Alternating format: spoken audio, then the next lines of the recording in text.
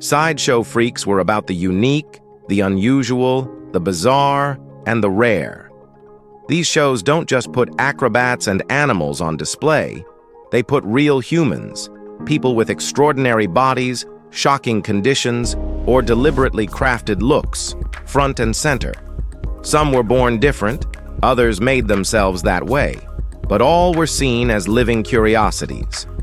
In this video, we're going to talk about the 15 most unusual circus freaks you won't believe really existed.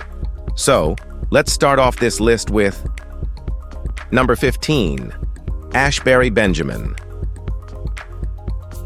Ashberry was born in Cape Town around 1870, and by 14, he was already touring the U.S. sideshow circuit under names like Leopard Boy and the African Leopard Boy. His condition, piebaldism, caused patches of skin and hair to lack pigment, giving him a naturally spotted appearance. At the time, people called it turning white, and performers like Ashberry were marketed as exotic, animal-like, or cursed. His most distinct feature was the white streak on his forehead and a matching white forelock. He carried a machete in publicity photos, posed like a jungle warrior, an image crafted more for fantasy than reality. Ashberry wasn't alone. Piebald black performers were a disturbing trend in 19th century sideshows. They were often grouped with terms like Negro oddities or leopard children, and objectified for shock. He was only a kid when photographed by Charles Eisenman in 1884, performing in Cleveland. Beyond that, his story fades. But his image, part spectacle, part silent protest, still lingers in archive glass. Number 14, the Monkey Girl. Athelia was born in Yucatan and became known on the sideshows as the Monkey Girl, a name she didn't choose but one promoters ran with. She was the sister of Schlitzie Metz, the famous pinhead, and together they became part of America's long, uncomfortable fascination with microcephaly and deformity. Athelia stood just over 3 feet tall, and her look, shaped by developmental disorders, was labeled primitive by promoters to sell the fantasy. She was costumed in Aztec-style garments and called a relic of an ancient jungle tribe. Like many in her position, she didn't have control over her story. She was displayed in dime museums and traveling tents, often alongside her brother. Though Schlitzie became more famous, Athelia's presence added to the myth. Little is recorded about her personal life. Her image survives mostly in pitch cards and circus ads. But behind the crude nicknames and staged photos was a woman shaped more by exploitation than choice, made into myth, but never fully seen. Number 13, Barney Nelson. Barney Nelson was billed under many names like Stump-Armed Child, Turtle Boy, and the Armless Phenomenon. He performed on the U.S. circuit from the late 1800s into the early 20th century, part of a long line of limb-different children marketed as curiosities. Barney was born without fully formed arms, and promoters leaned into this with brutal marketing, describing his limbs as flippers or stubs, often comparing him to animals. These labels stripped him of personhood, but Barney, like many armless performers, adapted fast. He likely learned to eat, write, and even perform using his feet or partial limbs. Audiences came expecting shock and left shocked by his agility. Details about his life beyond the stage are scarce. There are no surviving interviews or, in fact, any kind of family accounts, just old photographs and brief billing notes. But behind every sideshow label was an innocent kid who still had to grow up, cope, and live. Number 12, Baby Irene. Irene Perry, or Amanda Siebert, depending on which records you believe, was born in 1919 in Detroit and spent most of her adult life on stage as Baby Irene. By her 20s, she weighed close to 700 pounds.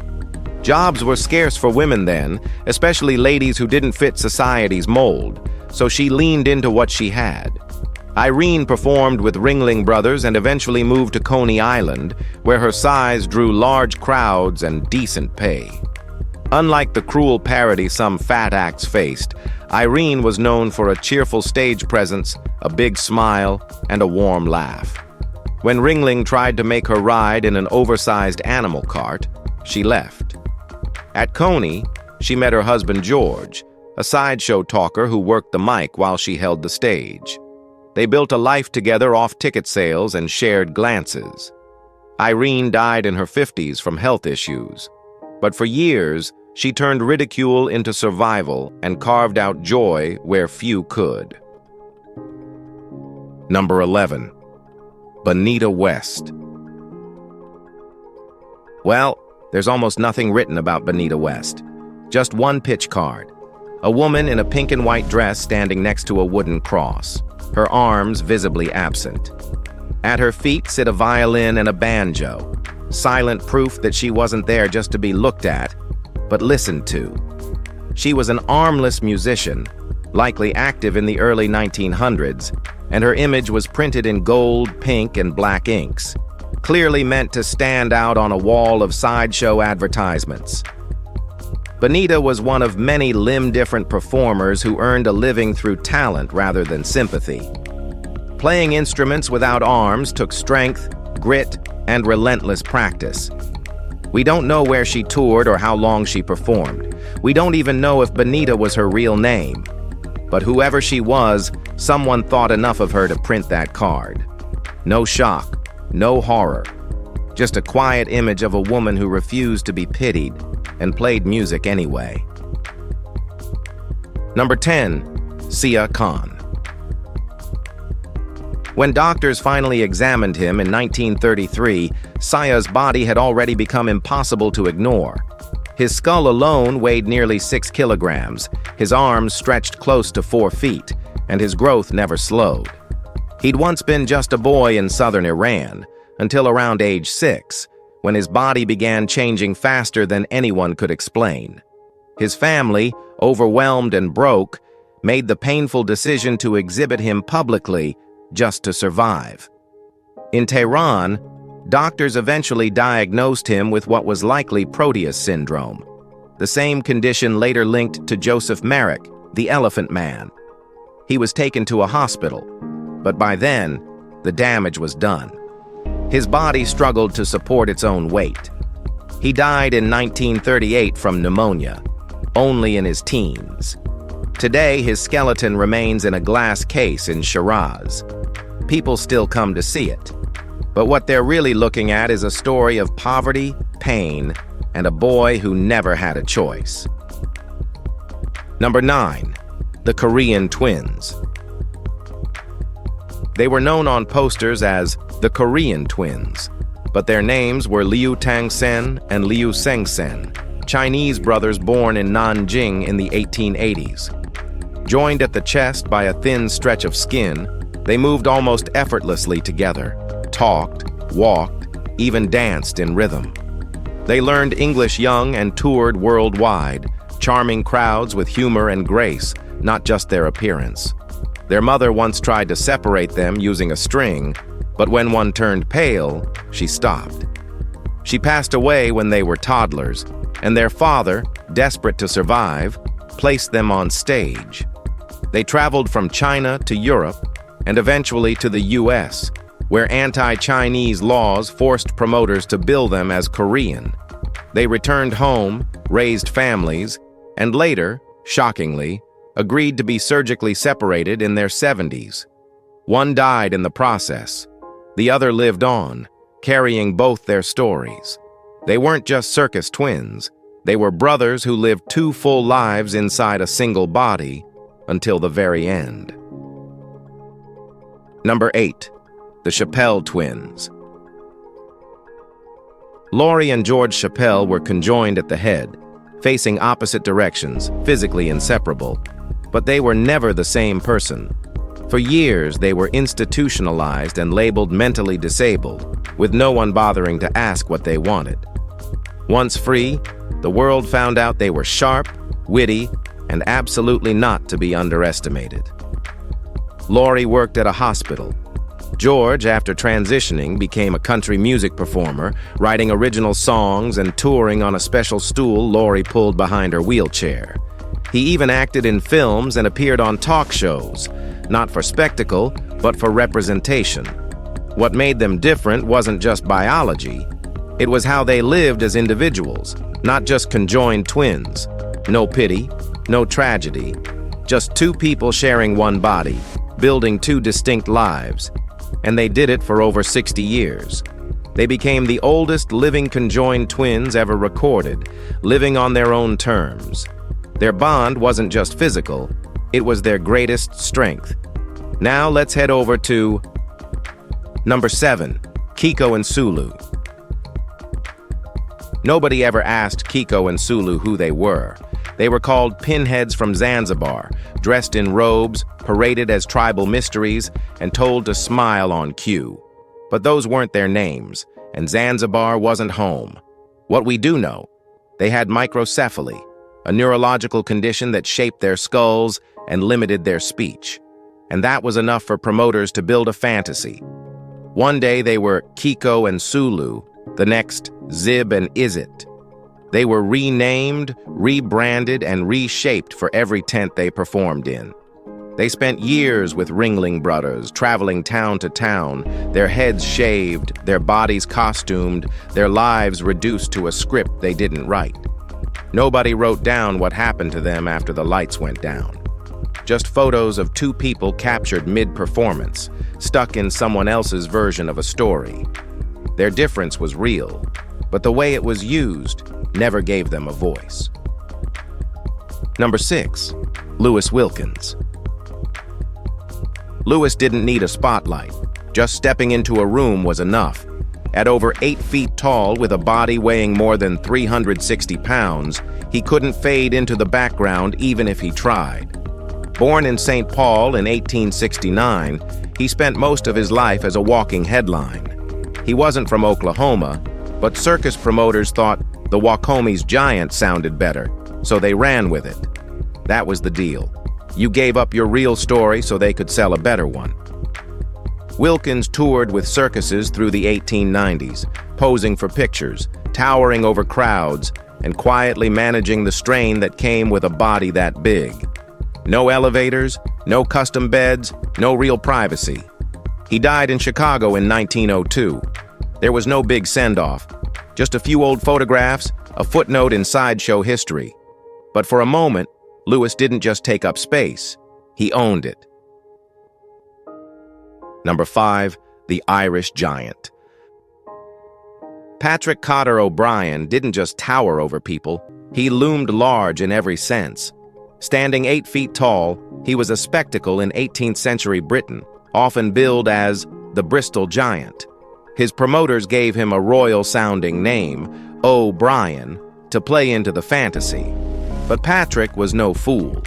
He earned his money on stage, then walked away from the spotlight before it could consume him.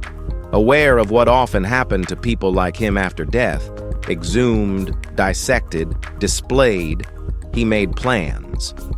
When he died in 1806, he was buried in a lead-lined coffin under 12 feet of stone. It worked for a while, but curiosity crept in, and his remains were unearthed twice. His boots are still displayed in Kinsale. His arm, allegedly, ended up in a museum. Patrick knew what people wanted from giants. In life, he gave them a show. In death, he tried to keep the rest for himself. He was not a circus freak, but a real-life legendary giant. Number 4, Sam Alexander. Sam never planned to be part of a sideshow. In his 20s, he was chasing a theater career when a gasoline accident destroyed the lower half of his face. Dozens of surgeries followed, but doctors said it'd take over a decade to rebuild what was lost. He didn't have that kind of time.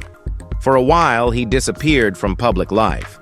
Then a young surgeon created something good, a prosthetic face that let Sam look like himself again. But instead of hiding behind it, he made it the centerpiece. On stage, he'd tell the crowd what happened, then remove the mask. Not for horror, but honesty. He worked with Barnum, Ringling, and Clyde Beatty before running his own show. Audiences didn't gasp. They respected him. Because what Sam offered wasn't just a performance. It was survival, told straight. He passed away quietly in 1997, far from the tents. But for years, he stood in front of thousands and made them see what courage really looks like. Number 3. Lewando Baldwin. Lewando wasn't trying to make people feel sorry. He was trying to make them think. He stood just under 3 feet tall, had no arms, and somehow still managed to sign his name with his toes. But that was just the start. On stage, he could recite full speeches from memory, rattle off arithmetic faster than most school teachers, and beat volunteers at mental games. His presence was confident, never loud, never pitiful. He wore a suit, sometimes a military-style jacket, and introduced himself as Professor Baldwin. He didn't need sympathy. He needed a stage. Audiences showed up for curiosity and left talking about how clever the armless guy really was. This was the late 1800s, when people with visible differences were shoved into freak shows or poverty. But Baldwin carved out a career built on intellect. He was funny, sharp, and unapologetically independent. No matter how he was billed, he never let the crowd define him. Number 2. Lulu Hurst. Lulu didn't look like much when she stepped on stage. A teenager from Georgia, barely over 5 feet tall, soft-spoken, quick to smile. But when she touched a chair, it moved. When a man tried to hold a cane still, she'd twist it from his hands without breaking a sweat. Crowds said it had to be magic. She said lightning struck her and left her charged. But the truth? She understood physics better than the men she embarrassed night after night. She used leverage, balance, and timing to turn her opponents into props. By 16, she was famous across the South. Then, just like that, she vanished. No scandal, no tragedy, just walked away, married her manager, and later admitted it was all an act. But a good one. Because Lulu didn't just entertain, she held power in a world where girls weren't supposed to have any. She died in 1950, long forgotten by most. But once, she walked into a room and made the laws of nature feel like suggestions. Number 1. Florence Shufflebottom. Florence didn't run away to the circus. She was born into it. Her family's traveling show ran through generations, and by the time she could stand, she was already part of the act. Her father threw knives around her tiny frame. Then came the snakes. Florence would kiss them and hold their heads in her mouth. Later, she picked up a rifle and began hitting moving targets like a trained sharpshooter. She earned the nickname the British Annie Oakley, and it fit. She was precise, fearless, and magnetic. But the show ended abruptly after an accident injured her mother during a performance. Florence never stepped back into the ring. Instead, she married Robert Campbell, settled in Selby, and quietly ran a bingo hall. Before passing in 2014, she donated her family's entire circus archive to the University of Sheffield. Florence didn't just survive the circus, she mastered it, then walked away. Most performers vanish from memory. She left a legacy under lock and glass. If you've enjoyed this video, be sure to like, share, and subscribe for more content like this. Thanks for hanging with us, and we'll see you very soon.